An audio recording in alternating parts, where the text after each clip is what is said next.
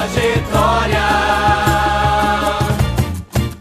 Somos Fênix, viva Fênix. Nos palcos, praças, feito artista, Fênix estará levando a arte com suor e amor aonde o povo está. Olá para vocês que nos acompanham semanalmente.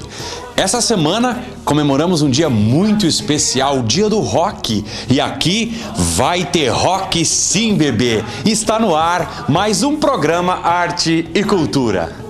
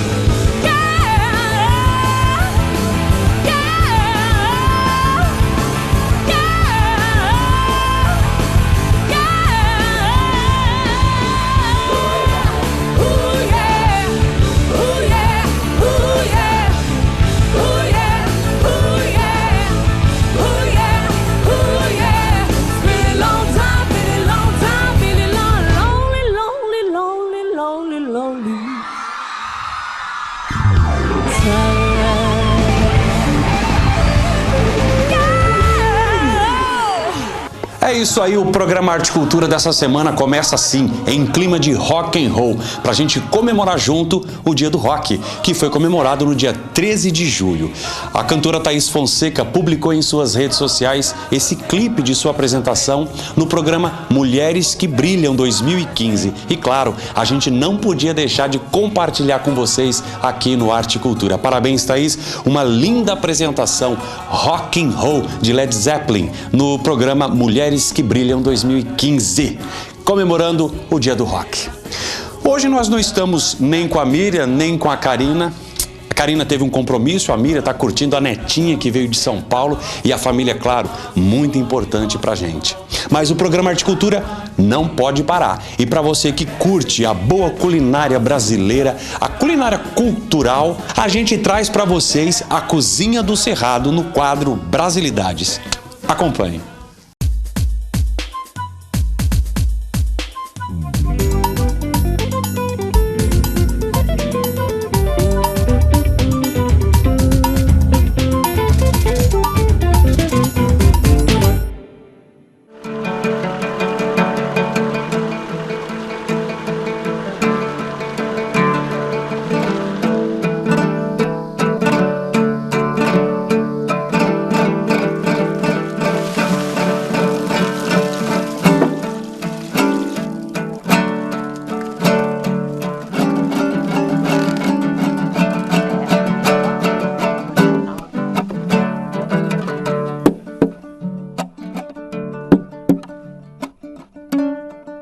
comecei a fazer algum resgate de alguns pratos que já tinha história, que já tinha até morrido.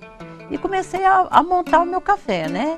E cheguei a isso aí. Nós temos a carne de porco guardada na banha, que era um costume de época, né?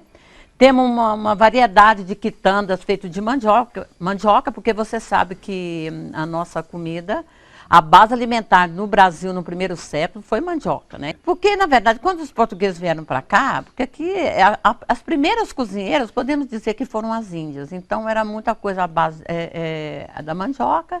E era uma comida sem tempero, né, mais o assar. Aí começaram a vir as africanas, começou a incrementar mais, porque aí era uma comida mais temperada. Depois chegaram as portuguesas, né? Já vieram as portuguesas e elas queriam fazer uma série de coisas, mas nunca tinham os ingredientes suficientes. Por exemplo, farinha de trigo. A coisa mais difícil do mundo era você ter farinha de trigo aqui em Goiás. No Brasil, de modo geral, era difícil. O empadão, as pessoas falam, nossa, mas por que o goiano adora essa coisa amarga, né? Que é a gariroba, né? Que nós chamamos de gueroba. Falei, gente, Goiás não tem palmito. Por exemplo, quando você vai fazer uma torta, toda torta leva palmito, né? Então, você imagina uma portuguesa aqui no Centro-Oeste querendo fazer uma torta. Daí que surgiu o empadão, entendeu? Mas como nós não temos o palmito, já optaram pelo tal da gueroba, né? Às vezes o dia que você salgava a comida, você errava a mão no sal, a comidinha saía meio temperada, né? A minha avó virava e falava assim, uai, minha filha, os tropeiros chegaram, sabe? Por quê? Porque quando os tropeiros vinham, tinha abundância de sal. É por isso que o goiano faz pamonha de sal. Por que o goiano, gente, já que era tão difícil o sal, por que nós não comemos pamonha de doce? Mas é porque, gente, a coisa salgada aqui tinha muito mais valor, porque açúcar a gente produzia, nós não produzíamos sal. Quando nós estudamos história, eu sempre falei, você estuda história baseado no que aconteceu no litoral. Ninguém estuda história no interior. Então o sal aqui era um salário. Acabava sendo muito caro, as pessoas eram pagas com sal, entendeu? E sem falar de outras dificuldades, né, outros reflexos dessa ausência do sal, é que nós tínhamos, inclusive, muito problema de papo. Por que essa incidência era maior no interior de Goiás e Minas? Justamente por falta do sal, porque o sal, ele combate o bócio, porque o sal contém iodo.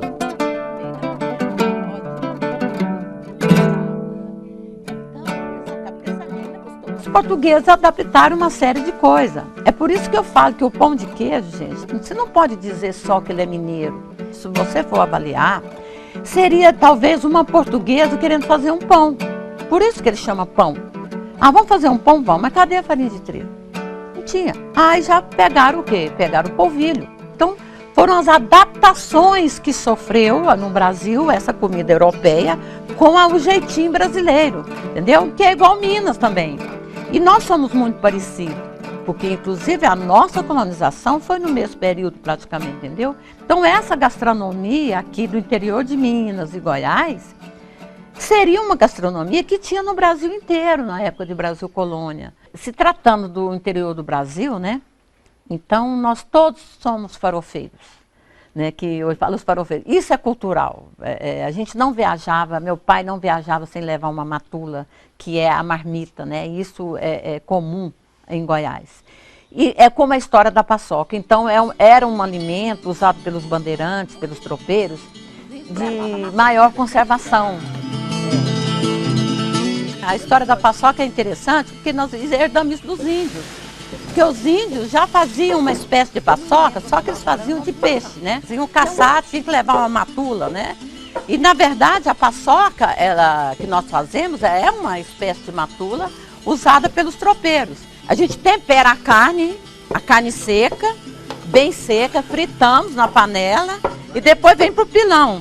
E aqui a gente soca ela com pimenta bode, farinha de milho e bem socadinho, entendeu? E isso os tropeiros levavam nos alforjes, nas viagens, eles colocavam à direita a paçoca e à esquerda a cachaça. Meu filho, a gente não pode separar a comida da história. Comida faz parte da história, entendeu? Depois que eu comecei a perceber isso, e eu comecei a falar, não, é minhas coisas mesmo. Entendeu? Então, isso aqui é mostrar a cultura de Goiás e também mostrar a cultura de outras regiões do Brasil que se perdeu. Nós não temos que mudar nenhum jeito de falar. Porque o meu sotaque é minha carteira de identidade. Quadro Brasilidade sempre evidenciando a cultura brasileira. E o Arte Cultura foi criado para isso, para valorizar, para evidenciar a cultura de nossa cidade, do nosso estado, de nosso país, sempre. E é por isso que a gente vai falar agora sobre a banda Os Quarentões, que estão estreando um novo quadro aí nas suas redes sociais, que é um podcast, entrevista com personalidades. E a primeira entrevista foi com a nossa queridíssima Lucimar Bright, e a gente vai acompanhar um pouquinho da entrevista. Acompanhe com a gente.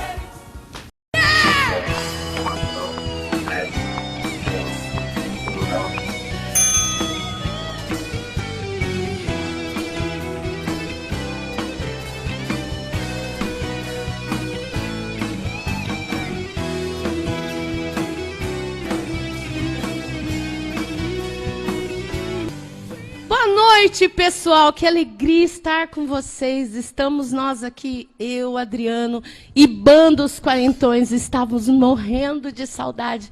Estamos muito felizes em dar esse presente para vocês, nossos amigos e seguidores. Né, Adriano? É isso aí, Karine. Boa noite para todos vocês. Que felicidade podemos estar aqui juntos novamente, depois de nós, Banda Os Quarentões, estarmos afastados, né, tanto tempo do nosso público. Fazíamos nossos ensaios, mas veio a segunda onda e tivemos que parar. Então, como vários setores, nós tivemos que nos reinventar. E a grande ideia da nossa banda foi fazer esse programa de entrevistas para que nós pudéssemos estar reunidos aqui, todo mundo com máscara, com álcool gel, com distanciamento, e trazendo convidados aqui, pessoas que fazem trabalhos de alta relevância para a sociedade. Vem, Lucimar Bright!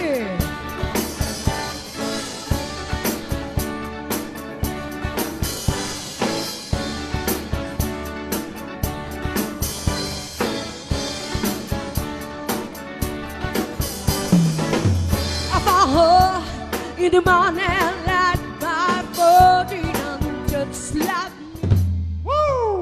Lucimar Bright é mãe de 3 filhos, Rafael, Fernando e Leonardo Venchiarucci. Lucimar tem 53 anos de muita sabedoria e experiência, bacharel em Direito, moradora em Tupã há 22 anos, executiva comercial e criadora e coordenadora do Linha Solidária. Lucimar, minha amiga, companheira de aventuras da Banda Os Quarentões. Que honra ter você aqui e você poder ter a oportunidade de contar a sua história pra gente. Karine, eu estou ansiosíssima, estou felicíssima, mas também estou preocupadíssima, porque eu já vi na sequência a lista dos próximos convidados. Então, isso é uma responsabilidade muito grande. E a responsabilidade ainda é maior quando nós estamos juntos dos amigos. Então, eu estou bem ansiosa, mas muito feliz de estar com vocês. Muito obrigada pelo convite e por ser a primeira entrevistada. Obrigado pela sua amizade, seu respeito por nós como banda e a pessoa maravilhosa que você é. Vocês estão no nosso coração. Nós não poderíamos abrir esse programa sem você. Muito obrigada. O respeito é mútuo, é verdadeiro e o amor por vocês é assim como é para comigo e com o nosso projeto. Obrigada. Lucimar, moradora aqui de Tupã há 22 anos, né? Como é? Por que você escolheu Tupã para morar? Então, Karine, eu já tenho uma história com a vizinhança de Tupã. Eu venho de Rinópolis, a minha família paterna é de Rinópolis. Depois, com o tempo, os meus avós maternos foram para Rinópolis também. E ali eu cresci. Já então, sempre, minha mãe é nascida aqui em Tupã. Então, Tupã para nós já era uma casa onde nós sempre estávamos com os tios, com a família. Mas a vida profissional, nós fomos crescendo. Eu já adolescente, na fase adulta, fui para São Paulo. Ali me estabeleci profissionalmente. E então passamos por vários estados por conta da profissão. Viajamos muito. E depois de um certo período fora, meus avós já com uma certa idade, decidimos, então, ficarmos mais próximos deles e escolhemos Tupã por ser uma cidade promissora, uma cidade já conhecida, onde tínhamos alguns parentes morando aqui e muitas oportunidades que nós encontramos de trabalho. Então, eu vim para Tupã com a minha família, com os meus filhos, o meu filho mais novo com 6 meses de idade, os outros já mocinhos, viemos para Tupã e estamos aqui há 23 anos. Durante esses 23 anos, eu me estabeleci comercialmente em Tupã, profissionalmente. Fiquei muitos anos numa instituição de ensino aqui, trabalhando na área comercial, de captação de alunos para essa instituição, ao qual eu tive o maior orgulho de trabalhar, onde eu aprendi muita coisa. E, paralelo a isso, aqui em Tupã, Karine, sempre, como anteriormente em outras cidades, sempre o trabalho social nos seguiu. Desde a época dos meus avós, sempre nós fizemos trabalho social. Lucimar, qual a sua relação com a solidariedade? Karine, a minha família é uma família que sempre... Eu me lembro de eu pequenininha, os meus avós, o meu avô faleceu aos 96 anos de idade, os meus bisavós já sempre estiveram envolvidos com a solidariedade. Então, é algo que nós sempre aprendemos. Eu sempre digo que as pessoas têm os dois lados, o bom e o ruim, e a gente decide como é melhor viver. Nós fomos ensinados a conviver, porque é preciso conviver, né, com os problemas sociais, desde pequenos, sempre estivemos envolvidos. Meu avô foi um homem muito solidário, mas nós estamos falando de 60 anos atrás, né? Meu avô já faleceu tem mais de 15 anos, e eu estou aos 54 anos de idade já. Então, sempre, toda a vida, isso foi passado de geração a geração para nós. Então, a solidariedade para nós não é algo que caiu de paraquedas. Não.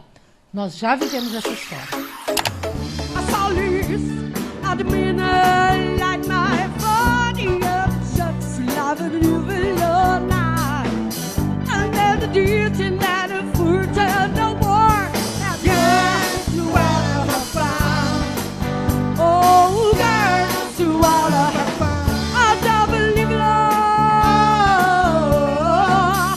that's all that no one can get out oh girl you wanna have fun oh girl just you wanna have fun. Então, Adriano, eu quero dizer para você, e principalmente quem está em casa, tem muitas pessoas que associam fortemente a linha solidária com a Banda dos Quarentões, e essa é a ideia mesmo. Mas eu quero dizer que eu me encho de orgulho quando vocês, banda, estão todos participando de outras ações além da linha solidária. Isso é muito importante, porque aqui a vaidade já ficou lá atrás. Nós trabalhamos com solidariedade, com caridade, dê o nome que quiser. As pessoas podem dar o nome que quiser. Nós trabalhamos com isso há mais de 28 anos. Então, essa vaidade que é natural do ser humano já ficou lá atrás, no começo. Hoje em dia, nós só queremos servir. Assim como N pessoas e entidades em Tupã fazem dignamente, maravilhosamente bem. Vocês que estão em casa tiveram, então, um entendimento do porquê Lucimar Bright foi nossa primeira convidada. Ela é a madrinha da Banda dos Quarentões. Ela é a nossa conselheira. Né? Não sei se os conselhos são muito bons, mas está dando certo. Sempre que nós estamos saindo um pouquinho da rédea, Carininha, né? Altas conversas no WhatsApp, né? Imagina. Altas madrugadas, né? Nós somos mediadores, né? Os meninos nem sabem das conversas, dos lances, das paradas, né? Mas Lucimar tem sido. Mas sempre para a gente conselheira. chegar num denominador comum é muito importante. Essa mediação, esse diálogo é muito importante. Críticas construtivas, né? Sempre Os é. puxões de orelha. Porque ninguém aqui quer o lugar de ninguém. Até porque eu não sei tocar nenhum desses instrumentos. Mas, e nem cantar. Então, Mas você é dançarina. alguém falou no WhatsApp ali agora há pouco. Você está querendo uma vaga, pode ser dançarina. Então, é muito bom, é divertido. As nossas famílias, com o tempo e no seu tempo, vão interagindo e vamos crescendo. e nos tornando em mais pessoas. Isso é muito E importante. Lucimar, um mimo. Ui, eu pra adoro nossa mimo. entrevistada. Aí E a é Karine, bom. então, vai fazer a entrega desse mimo para Lucimar. Muito obrigada. Já em forma de agradecimento Obrigada, por essa Adriano. noite que você esteve Muito obrigada. conosco. Muito obrigada. Foi muito bom, muito esclarecedor. Para nós foi uma honra muito grande Pra nós também. iniciar o nosso primeiro programa. Vocês perceberam aqui, nervosos, fazendo a entrevista, né? Vamos lá, craquete número 1, número 2 e volta. Não, grava de novo. Mas nós conseguimos. Estamos chegando ao final do nosso programa. Muito obrigado, Banda Os Quarentões, por estar conosco. Muito obrigado, Lucimar. Foi um Obrigada, prazer. obrigada a todo mundo, todo mundo. E a Karine vai fazer a entrega do mimo e os agradecimentos finais de Lucimar. Muito obrigada. Tá bom? Vamos lá. Obrigado, Lu. Né? Obrigada, Karine. Amiga, parceira, puxão de orelha, é isso aí. É Tamo isso aí. junto, linha solidária, Banda Os Quarentões, um pouquinho de cada um ajuda um montão É de isso gente. aí. É o que a gente tem tentado fazer. Muito obrigada. E o que é mais legal, as pessoas se identificam com a gente, Isso aí. com o seu trabalho, estão se tornando solidárias. Isso É aí. isso, ações, né? Tem sido maravilhoso. Obrigadão, pessoal. Muito obrigada. É uma música flashback. Mas não acabou não, Eu me Adriano. amo, não. eu me amo, não posso mais viver sem mim. É, tá quase na hora de Japonês acabar. conhece, hein? Isso aí, galera.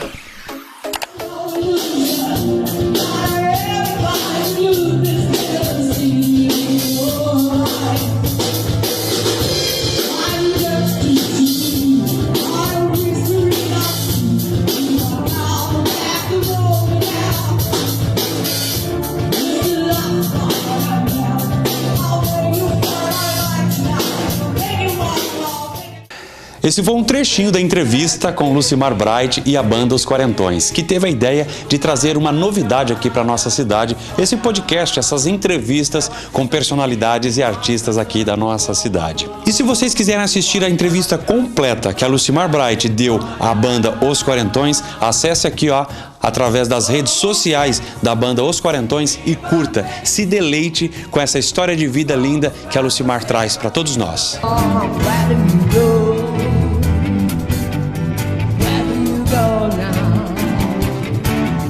E outro grupo que vem se despontando em trabalho artístico e cultural em Tupã é o grupo Música e Arte.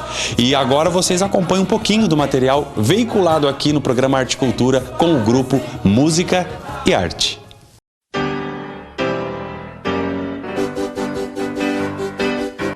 Pessoal que acompanha o grupo Música e Arte aqui pelo programa Arte e Cultura. Hoje nós estamos de volta com mais um dos nossos quadros de entrevistas, que é o Tua Cara, apresentado pela Maria Elisa, e dessa vez com a participação do Rafael Venchiarucci, que é jornalista e escritor tupanense. Vem conferir um pouquinho sobre o novo lançamento dele, Aika Suzuki, O Caminho da Liberdade.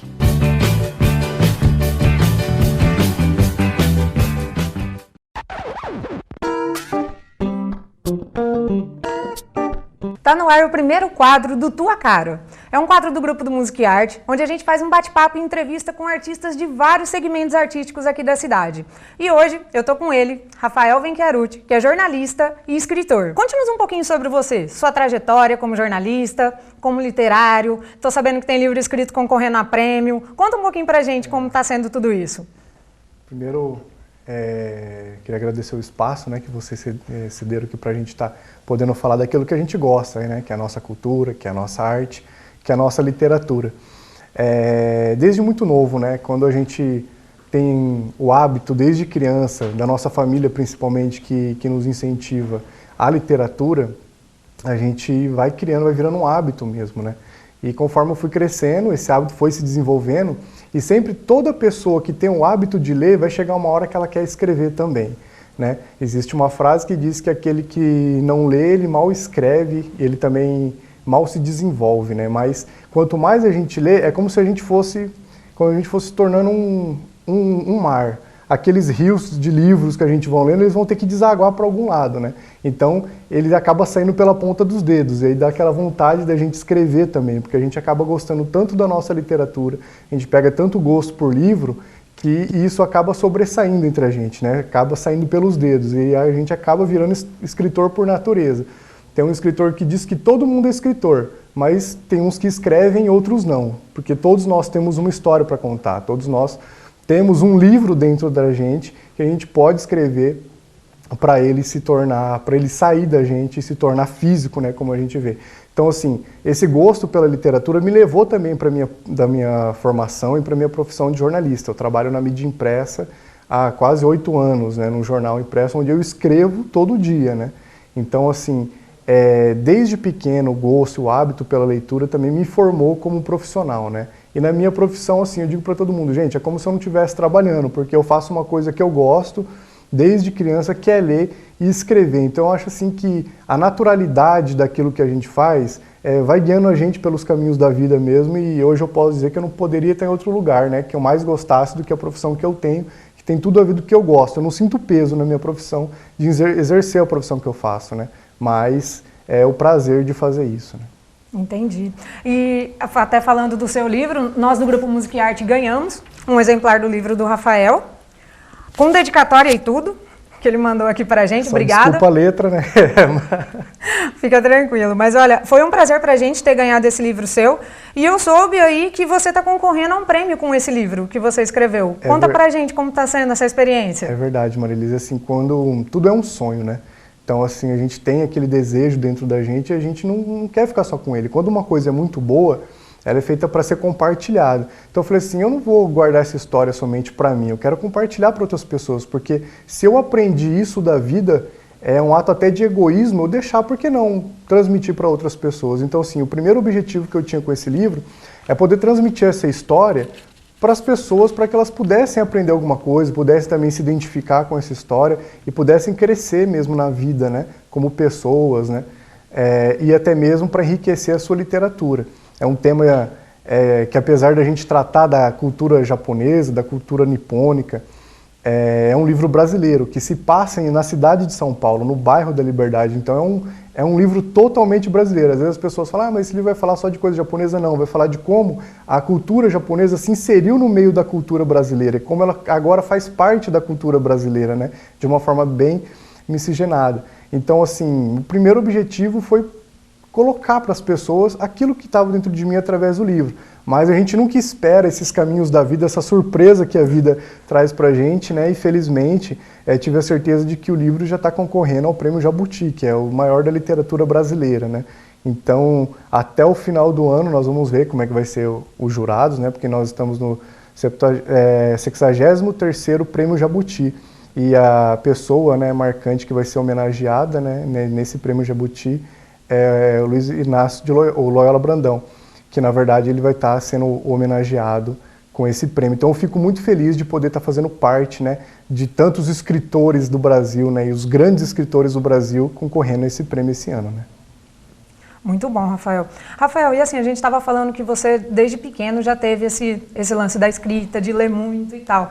Quais são as iniciativas em relação à literatura aqui na cidade de Tupã? Como você vê isso? Não, sim, eu falo que em Tupã tem grandes escritores, né?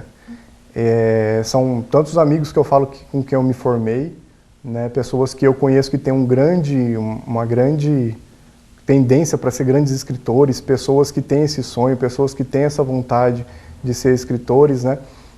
Mas falta às vezes uma oportunidade, falta às vezes a pessoa saber que existem condições que façam ela ser um bom escritor, né? Uma estrutura. Porém, eu vejo que o município ele falta eventos que promovam a questão da literatura. A gente vê, hoje, por causa da pandemia, nós temos o Balada Literária, do Marcelino Freire, que é um evento que acontece de forma online, mas que promove a literatura. Então, acho que em Tupã falta um pouco mais de investimento para esse segmento literário, para que as pessoas se encontrem, para que as pessoas se conheçam, para que as pessoas possam debater as ideias entre si e os livros, né? Como a gente tem a Festa Literária de Paraty, no Rio de Janeiro, que é uma das maiores do Brasil, em outras várias cidades do Brasil, há eventos literários. Então, em Tupã, às vezes falta. A gente sabe que existem saraus, existem periodicamente eventos desse porte, mas ainda eu gostaria de ver em Tupã uma festa literária de verdade para incentivar e fomentar ainda mais a literatura, como acontece exemplo de Paraty, por exemplo. e eu abro um parênteses aqui na sua conversa, você acha que se os escritores da cidade se unissem de alguma forma para conseguir fazer isso, seria mais fácil? Tudo é representatividade, né? Eu acredito que se a categoria dos escritores, que a gente sabe que há muitos aqui em Tupã, como a Sônia Zied, que é esposa do Dr. Tufi Zied, como o Dr. Alcione Alcântara, né, que é um grande escritor também reconhecido. Eu acho que se a categoria dos escritores aqui em Tupã se unirem e formassem, fortalecessem a representatividade, eu acredito que o público em geral, vendo a presença desses escritores em Tupã, é possível sim a gente fazer um evento desse porte e fazer, por que não, Tupã também ser a capital da literatura, né? Com certeza. Agora fala aqui pra gente, de que forma nós podemos ampliar a questão da literatura em relação às pessoas que gostam de escrever aqui na cidade e o escritor, esse despertar da escrita? Quando você fala que desde pequenininho você já gostava de escrever, o que deu aquele clique assim para você começar a fazer essa parte de escrita? Sim, porque quando eu peguei um livro na minha mão, eu falei assim, nossa gente, é isso aqui que eu gosto. Porque existem aquelas pessoas mesmo que trocam qualquer presente por um livro. Você chega em um aniversário, às vezes você não quer roupa, você não quer presente, mas às vezes um livro que você estava com vontade de ler, mas você não teve condições. E às vezes você recebe aquele livro e você fala, nossa, eu gosto disso aqui, eu gosto do cheiro do livro, eu gosto de sentir as folhas do livro, né? Então, assim, a pessoa primeiro ela se identifica, mas para ela se identificar, por exemplo, eu tive a sorte da minha família inserir em mim o hábito da leitura. Mas há famílias, inúmeras famílias que não têm esse hábito. Então, eu acho assim que primeiro em rodas de literatura, eu acredito que a escola tem um papel fundamental para isso também, na formação das crianças, né? De apresentar autores brasileiros, apresentar grandes autores para essas crianças, para que elas possam, eu falo, no meu país existem grandes escritores também, eu posso fazer isso também, não que não seja fácil, mas é um caminho que eu consigo chegar. Porque você ser escritor é só você pôr para fora aquilo que você tem. Existem técnicas, existem várias técnicas, mas é você tirar aquilo que está no seu coração para entregar para uma outra pessoa. Então eu acredito que esse incentivo ele pode acontecer principalmente em escolas, rodas de literatura, o incentivo do poder público mesmo, com salas de leitura nas escolas municipais primeiramente, né, nas creches. Então assim, incentivar desde criança. Se talvez dentro de casa a pessoa não tenha uma condição mesmo de ter esse fomento, mas que tenha da sua escola, né, das creches, das escolas municipais que trabalham desde criança para fazer com que as pessoas se identifiquem e gostem também da literatura e se tornem escritores. Fica a dica aí então, hein, gente? Ô, Rafael, conta aqui pra gente, quais são as suas influências no meio literário? Olha, eu tenho muita influência. Como eu trabalho com jornalismo, eu tenho muito... Escreve coluna, inclusive, para o Música e Arte? Exatamente. Então, assim, eu gosto muito de trabalhar com a realidade. Eu gosto muito dos autores que são realistas, no caso Machado de Assis, que é um dos que eu tive muito acesso também na minha infância, de ler, que trabalhava com aquele período do Brasil daquele momento, com o que se passava no Brasil naquele momento. Você lê Machado de Assis, você entende a realidade que o país passava naquele momento histórico. Então eu sempre gostei muito de escritores que tratavam com a realidade. Um grande escritor também, que chama Truman Capote, escreveu A Sangue Frio, que é um livro é um romance jornalístico, né? Mas é um livro muito importante, um dos maiores da literatura, é um livro estrangeiro. Mas eu gosto muito desses livros que retratam a realidade. No caso também, nós tivemos grandes escritores que são jornalistas, no caso Caco Barcelos, vários jornalistas que passaram para a questão literária, eles apresentam para a gente uma literatura diferente. Mas um escritor Chico Buarque, adoro os livros dele, Budapeste eu li, achei um livro maravilhoso também. Essa gente ainda não tive a oportunidade de ler, mas quero ler também, acho ele tem uma escrita leve, como ele mesmo, parece que os livros dele são uma música de verdade, de tão bom que é. Então nós temos inúmeras, Clarice Lispector, então, ela traz também a realidade do povo brasileiro nos seus livros, muitas vezes, que é algo que você fala assim, nós temos campo para minar no nosso país e fazer da literatura brasileira ser ainda maior.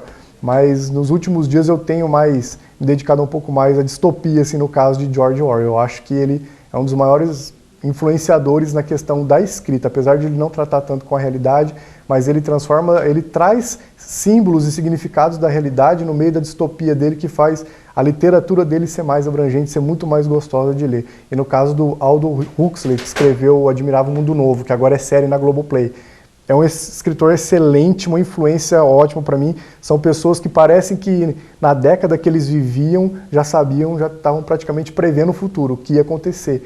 Então, assim, a literatura tem esse poder também de a gente pegar obras antigas e falar, gente, isso está acontecendo agora. Parece que os caras preveram o futuro da humanidade nos livros que foram escritos há 50 anos. Então, isso é o que torna ainda mais instigante a questão da literatura, né, que são minhas grandes influências também. Que legal. E aqui nesse quadro, eu costumo sempre fazer uma pergunta que vai acabar sendo uma pergunta para vários artistas que virão aqui, cada um do seu segmento. E eu faço para você. O que você faria se você pudesse mudar algo em relação à cultura aqui na nossa cidade? Eu acredito, Tupã, eu digo que nos últimos anos, eu ouvi isso uma vez de um secretário aqui de cultura, que a cultura sempre foi a prima pobre da prefeitura na questão de orçamento. Sempre foi a secretaria que recebia menos orçamento para realizar os seus projetos. Então eu acredito que o primeiro passo mesmo, que hoje nós temos em Tupã um Fundo Municipal de Cultura, que o poder público pudesse observar para a classe artística e que pudesse aumentar os seus investimentos. Eu não digo só investimentos de recurso financeiro não, mas é questão de estrutura, de projetos, né? Investimento mesmo na questão de boa vontade, de empenho político, de buscar projetos voltados, né, para o nosso segmento. Nós tivemos agora, com a pandemia, a questão da Lei Aldir Blanc, que beneficiou vários artistas, ajudou demais muitos artistas durante esse período da pandemia, mas eu acredito que outras ações precisam ser feitas nesse sentido na questão de investimento público e principalmente na questão de infraestrutura, de estrutura, seja em teatros, como nós temos agora em Tupã o Teatro Municipal, ele só não foi inaugurado oficialmente, falta cadeira ainda. Então, assim, eu acredito que isso é algo que vai também se resolver. Mas Tupã tem grupos de teatro há muito tempo e Tupã nunca teve um teatro. Então, assim, nós temos a literatura, mas talvez nós também não tenhamos incentivo. Então, a falta de estrutura, quando a pessoa olha para a cidade que ela mora, ela fala assim, aqui na minha cidade não dá para mim ser ator, eu tenho que fazer artes cênicas em São Paulo e morar por lá, porque viver da arte em todo lugar no Brasil é difícil, mas para fazer com que essa atividade não seja tão difícil aqui no município. Então, investimentos mesmo, acabando essa pandemia, investir na questão dos eventos, investir na questão de todos os segmentos culturais, seja eles qual forem, e não olhar apenas para a cultura no dia de festa, mas olhar a cultura no dia a dia, porque é a cultura que transforma a vida das pessoas. Olhar a cultura como cultura mesmo, né? Não como uma manifestação de eventos culturais apenas aí. Rafael, foi um prazer enorme para a gente do Grupo Música e Arte ter você aqui hoje, nesse bate-papo. Será convidado outras vezes. Obrigado. Queremos saber notícias aí quando terminar a classificação do seu livro no Prêmio Jabuti. Deus abençoe que você consiga chegar lá. E quem quiser adquirir o seu livro, como que pode estar fazendo? Tem as minhas redes sociais, né? Rafael Venchiarucci, tem meu Facebook, meu Instagram. Ali eu tenho todos os links, né? Mas se você quiser entrar no site, tem o site da Editora Dialética, editoradialética.com, você pode entrar no site, ou só buscar no Google mesmo, Editora Dialética, você entra no site, e lá no site tem o campo de busca, você coloca o nome do livro, Aika Suzuki, você já cai direto para comprar, para adquirir, é bem fácil, e as formas de pagamento também bem acessíveis também. Então, assim, tem as plataformas digitais todas para o pessoal adquirir, e também o pessoal que gosta de e-book está no Kindle, está no site da Amazon, o pessoal pode entrar lá também, procurar pesquisar pelo livro Aika Suzuki, que vai sair na plataforma Kindle no e-book também. Legal. Eu deixo aqui aberto para você fazer suas considerações finais. Não, certo. Queria agradecer primeiro a vocês, parabenizar vocês por esse espaço, que a gente sabe que militar pela cultura e pela arte no Brasil é uma atividade muito difícil. Às vezes as pessoas não sabem o que acontece por trás das câmeras, né? Como que é preparar um dia de entrevista, como que é preparar os grupos, entrar em contato com todos esses grupos. A gente sabe que tem mais pessoas para participar de outros programas, de outros que vocês farão mais para frente também. E você pode ter certeza, todos vão vir com o mesmo discurso. É dificuldade de investimento, falta de pessoas que têm vontade mesmo de trabalhar pela cultura de fato, e é isso que vocês estão fazendo. Então eu quero primeiro parabenizar vocês, parabenizar a TV Câmara, que viu a necessidade de abrir um espaço mesmo para que a cultura fosse mais fomentada e difundida no nosso município, e torcer para que a nossa classe artística no geral também se fortaleça para conseguir cada vez mais representatividade, né? Tá certo. Gente, esse foi o primeiro Tua Cara, o novo quadro do Grupo Música e Arte. Como vocês podem ver, nós estamos seguindo o distanciamento, não estou tão próximo aqui do Rafael, todo mundo está usando máscara. Até antes de entrar na gravação, nós estávamos de máscara, retiramos apenas para que conseguisse ter uma comunicação melhor. Tem álcool disponível em todo o estúdio, então nós estamos seguindo todos os protocolos, tá certo? Logo vai estar nas nossas redes sociais e vai estar passando também pela TV. Aguardo vocês no nosso próximo episódio. Obrigada!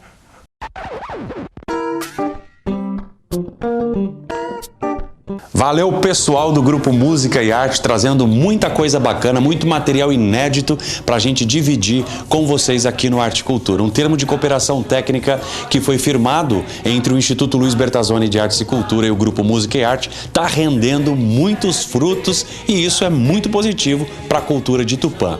Parabéns e obrigado por essa ajuda cultural ao programa Arte e Cultura. E o Arte e Cultura vai para o intervalo, mas como sempre é rapidinho, você não saia daí.